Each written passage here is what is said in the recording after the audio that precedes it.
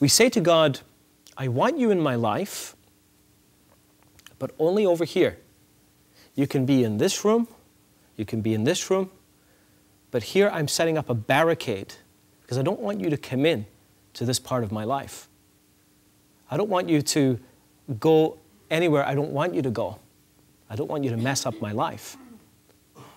So we say to God, here, boy, sit, stay. Be a good boy, stay. And we bring God out from time to time and we pat God on the head. And then we say, okay, back in your cage so I can get on with my life. But isn't it true? Don't we do that sometimes?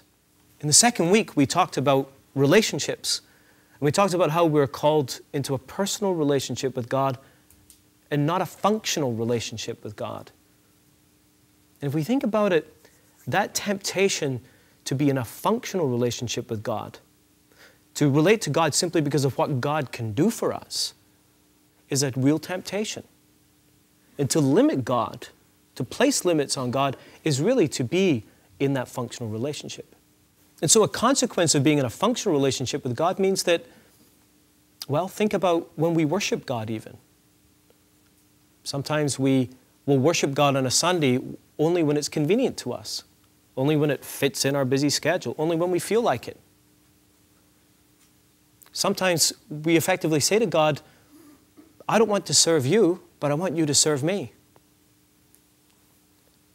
Jesus taught us to pray, thy kingdom come, thy will be done on earth as it is in heaven. But how often do we really say to God, my will be done, my kingdom come?